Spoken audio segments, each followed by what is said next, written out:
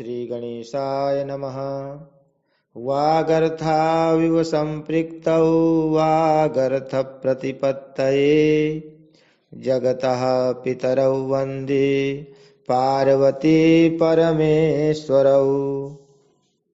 श्रीमद्भागवत महापुराण दशम स्कंध 58वां अध्याय। भगवान श्री कृष्ण के अन्यान्य विवाहों की कथा। ओम नमो भगवते वासुदेवाय। श्री शुक उवाच। एकदा पांडवान् द्रष्टुं प्रतीतान् पुरुषोत्तमः इंद्रप्रस्थं गतः श्रीमान् युयुधानादिभिर्वृतः। दृष्ट्वा तमागतं पार्थ मुकुन्दमखिलेश्वरम् उत्तस्थुर्युगपद्वीराः प्राणामुख्यमिवागतम्। श्री सुखदेव जी कहते हैं, परीक्षित, अब पांडवों का पता चल गया था कि वे लाक्षा भवन में जले नहीं हैं। एक बार भगवान श्री कृष्ण उनसे मिलने के लिए इंद्रप्रस्थ पधारे। उनके साथ सात्यकी आदि बहुत से यदुवंशी भी थे। जब वीर पांडवों ने देखा कि सर्वेश्वर भगवान श्री कृष्ण पधारे हैं, तो जैसे प्राण का संचार होने पर सभी इंद्रियां सचेत हो जाती हैं, वैसे ही वे सब के सब एक साथ उठ खड़े हुए। वीर पांडवों ने भगवान श्री कृष्ण का आलिंगन किया। उनके अंग संग से उनके सारे पाप ताप धुल गए। भगवान की प्रेम भरी मुस्कुराहट से सुशोभित मुख सुषमा देखकर वे आनंद में मग्न हो गए। भगवान श्री कृष्ण ने युधिष्ठिर और भीमसेन के चरणों में प्रणाम किया और अर्जुन को हृदय से लगाया।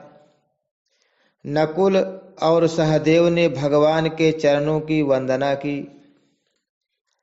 जब भगवान श्री कृष्ण श्रेष्ठ सिंहासन पर विराजमान हो गए, तब परम सुंदरी श्याम वर्णा द्रौपदी, जो नवविवाहिता होने के कारण तनिक लजा रही थी, धीरे धीरे भगवान श्री कृष्ण के पास आई और उन्हें प्रणाम किया। पांडवों ने भगवान श्री कृष्ण के समान ही वीर सात्यकी का भी स्वागत सत्कार और अभिनंदन वंदन किया। वे एक आसन पर बैठ गए।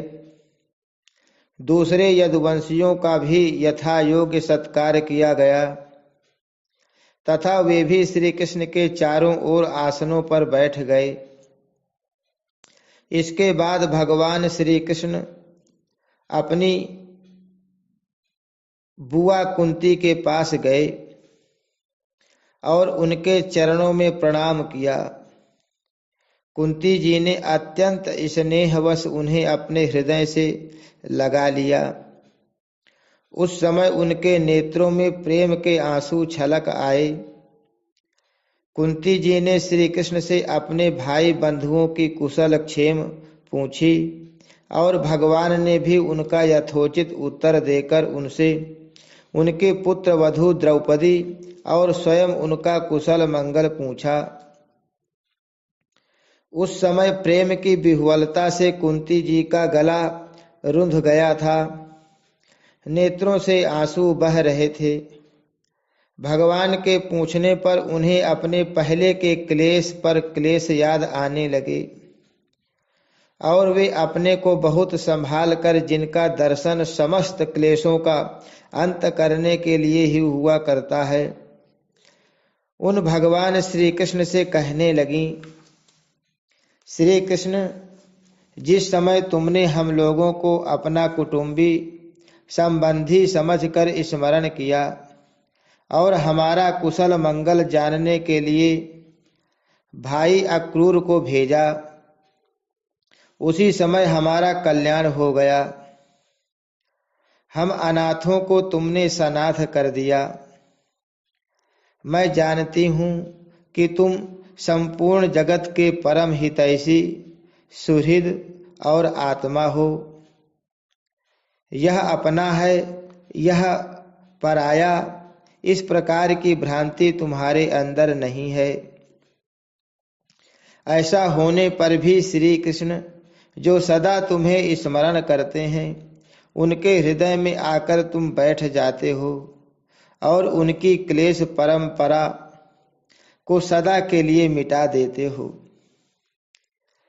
युधिष्ठिर जी ने कहा, सर्वेश्वर श्री कृष्ण, हमें इस बात का पता नहीं है कि हमने अपने पूर्व जन्मों में या इस जन्म में कौन सा कल्याण साधन किया है।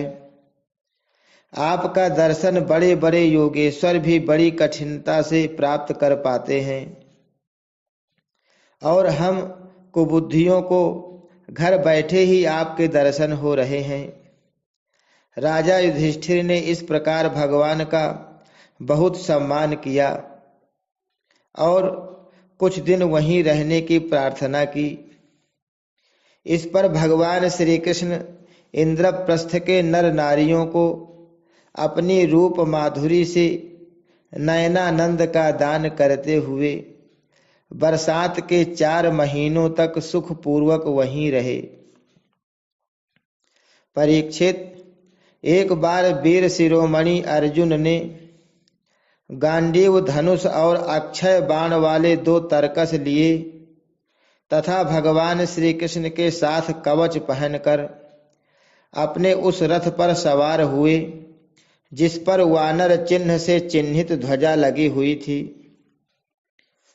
इसके बाद विपक्षी वीरों का नाश करने वाले अर्जुन उस गहन वन में शिकार खेलने गए जो बहुत से सिंह, बाघ आदि भयंकर जानवरों से भरा हुआ था। वहां उन्होंने बहुत से बाघ, सुअर, भैंसे, काले हरिण, सरभ, गवय, नीलापन किए हुए भूरे रंग का एक बड़ा हिरन, गैंडे, हरिण, खरगोश और सल्लक, स्याही आदि पशुओं पर अपने बाणों का निशाना लगाया।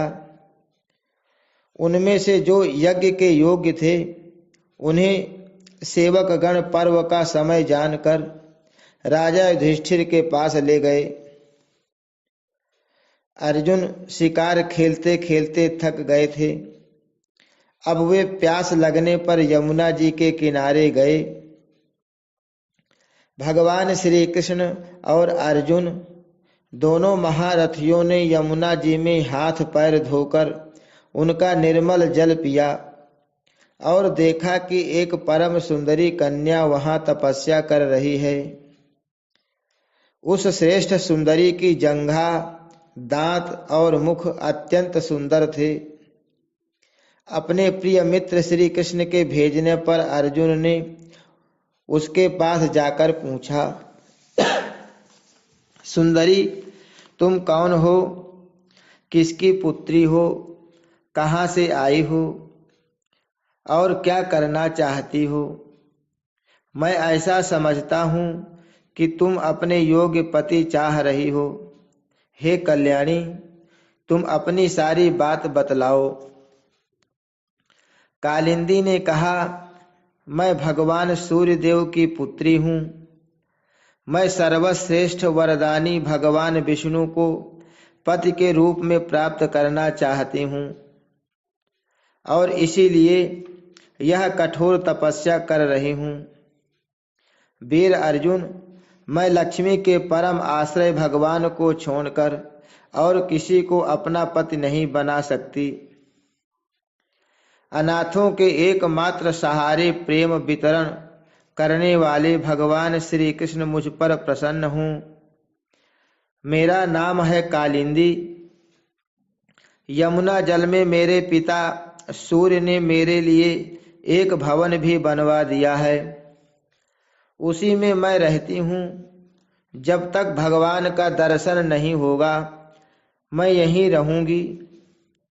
अर्जुन ने जाकर भगवान श्री कृष्ण से सारी बातें कहीं। वे तो पहले से ही यह सब कुछ जानते थे। अब उन्होंने कालिंदी को अपने रथ पर बैठा लिया और धर्मराज युधिष्ठिर के पास ले आए। इसके बाद पांडवों की प्रार्थना से भगवान श्री कृष्ण ने पांडवों के रहने के लिए एक अत्यंत अद्भुत और विचित्र नगर विश्वकर्मा के द्वारा बनवा दिया। भगवान इस बार पांडवों को आनंद देने और उनका हित करने के लिए वहां बहुत दिनों तक रहे। इसी बीच अग्निदेव को खांडव वन दिलाने के लिए वे अर्जुन के सारथी भी बने। खांडव वन का भोजन मिल जाने से अग्निदेव बहुत प्रसन्न हुए। उन्होंने अर्जुन को गांडीव धनुष, 4 श्वेत घोड़े, 1 रथ, 2 अटूट बाणों वाले तरकस और एक ऐसा कवच दिया जिसे कोई अस्त्र शस्त्रधारी भेद नहीं कर सकता। खांडव दाह के समय अर्जुन ने मय दानव को जलने से बचा लिया था, इसलिए उसने अर्जुन से मित्रता करके उनके लिए एक परम अद्भुत सभा बना दी। उसी सभा में दुर्योधन को जल में स्थल और स्थल में जल का भ्रम हो गया था। कुछ दिनों के बाद भगवान श्री कृष्ण अर्जुन की अनुमति एवं अन्य संबंधियों का अनुमोदन प्राप्त करके सात्यकी आदि के साथ द्वारिका लौट आए।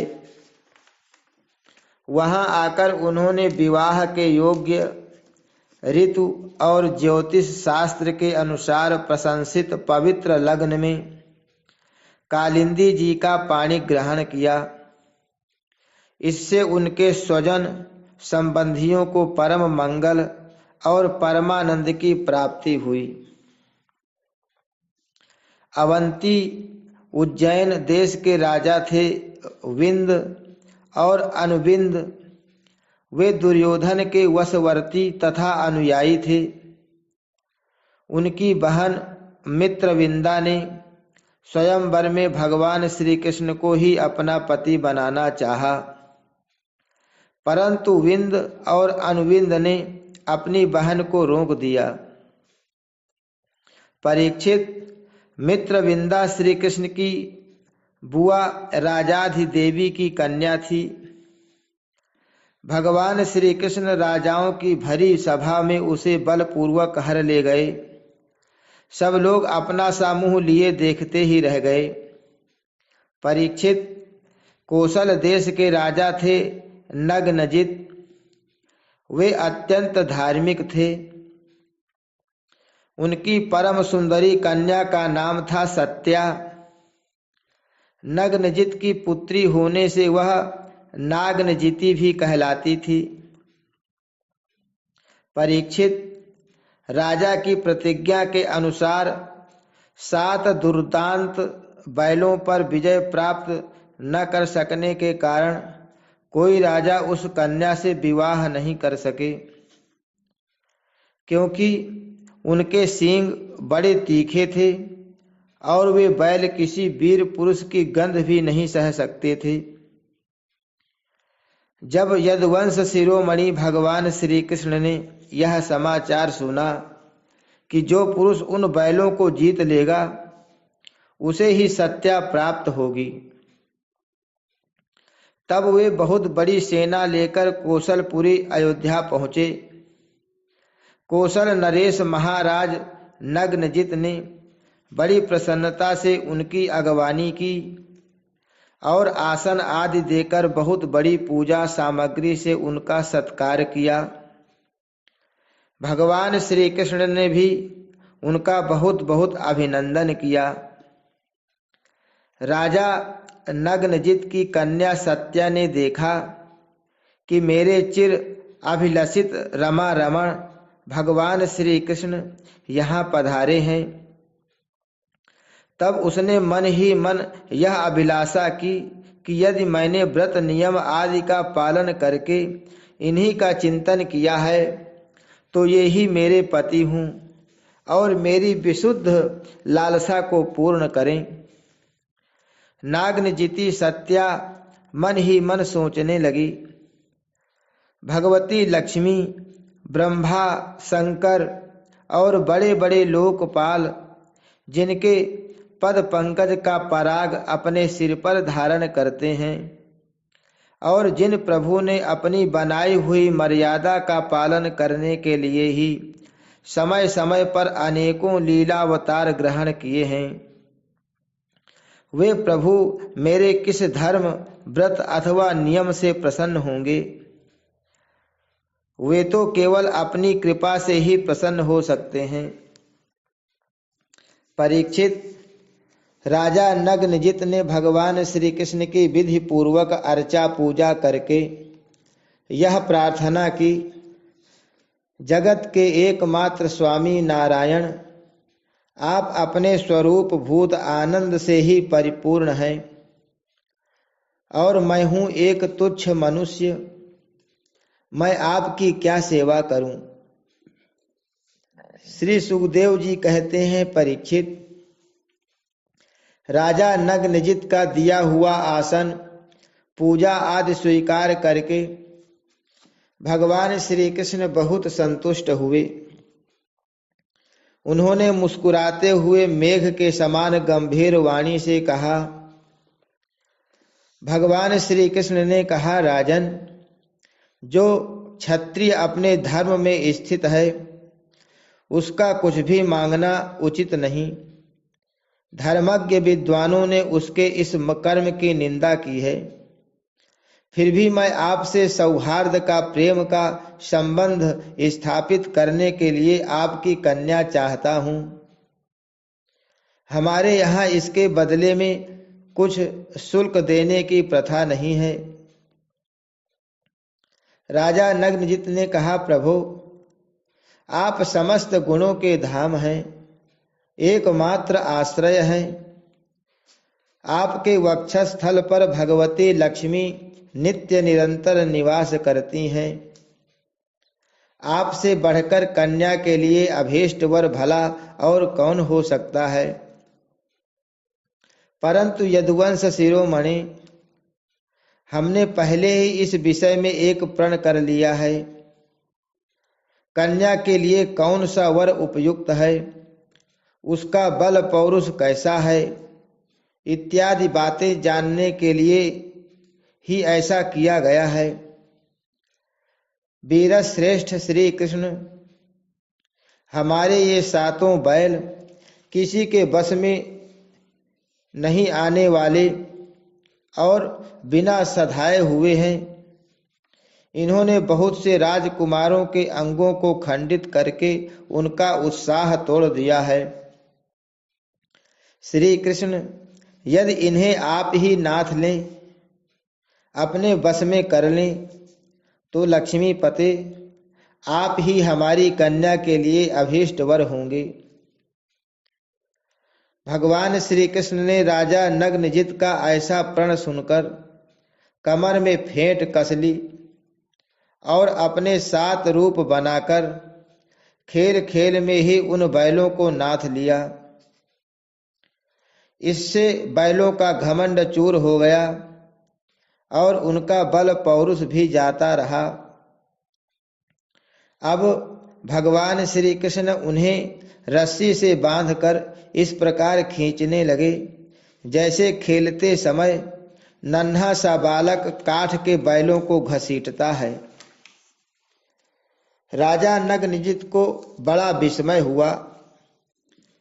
उन्होंने प्रसन्न होकर भगवान श्री कृष्ण को अपनी कन्या का दान कर दिया और सर्वशक्तिमान भगवान श्री कृष्ण ने भी अपने अनुरूप पत्नी सत्या का विधि पूर्वक पाणी ग्रहण किया।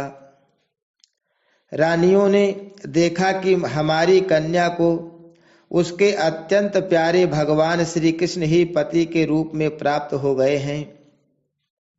उन्हें बड़ा आनंद हुआ और चारों ओर बड़ा भारी उत्सव मनाया जाने लगा। शंख ढोल नगारे बजने लगे, सब ओर गाना बजाना होने लगा। ब्राह्मण आशीर्वाद देने लगे। सुंदर वस्त्र, पुष्पों के हार और गहनों से सज धज कर नगर के नर नारी आनंद मनाने लगे। राजा नग्नजित ने 10,000 गौएं और 3,000 ऐसी नवयुवती दासियां जो सुंदर वस्त्र तथा गले में स्वर्ण हार पहने हुई थीं, दहेज में दी। इनके साथ ही 9,000 हाथी, 9 लाख रथ, 9 करोड़ घोड़े और 9 अरब सेवक भी दहेज में दिए। कौशल नरेश राजा नग्नजित ने कन्या और दामाद को रथ पर चढ़ाकर एक बड़ी सेना के साथ विदा किया। उस समय उनका हृदय वात्सल्य स्नेह के उद्रेक से द्रवित हो रहा था। परीक्षित, यदुवंशियों ने और राजा नग्नजित के बैलों ने पहले बहुत से राजाओं का बल पौरुष धूल में मिला दिया था। जब उन राजाओं ने यह समाचार सुना, तब उनसे भगवान श्री कृष्ण की यह विजय सहन नहीं हुई। उन लोगों ने नागनजिती सत्या को लेकर जाते समय मार्ग में भगवान श्री कृष्ण को घेर लिया और वे बड़े वेग से उन पर बाणों की वर्षा करने लगे। उस समय पांडव वीर अर्जुन ने अपने मित्र भगवान श्री कृष्ण का प्रिय करने के लिए गांडीव धनुष धारण करके, जैसे सिंह छोटे मोटे पशुओं को खदेड़ दे, वैसे ही उन नगर नरपतियों को मार पीट कर भगा दिया। तदनंतर यदुवंश शिरोमणि देवकी नंदन भगवान श्री कृष्ण उस दहेज और सत्या के साथ द्वारिका में आए और वहां रहकर गृहस्थोचित विहार करने लगे। परीक्षित, भगवान श्री कृष्ण की बुआ श्रुतकीर्ति केकय देश में ब्याही गई थी। उनकी कन्या का नाम था भद्रा। उसके भाई संतर्दन आदि ने उसे स्वयं ही भगवान श्री कृष्ण को दे दिया और उन्होंने उसका पाणी ग्रहण किया। मध्य प्रदेश के राजा की एक कन्या थी लक्ष्मणा। वह अत्यंत सुलक्षणा थी।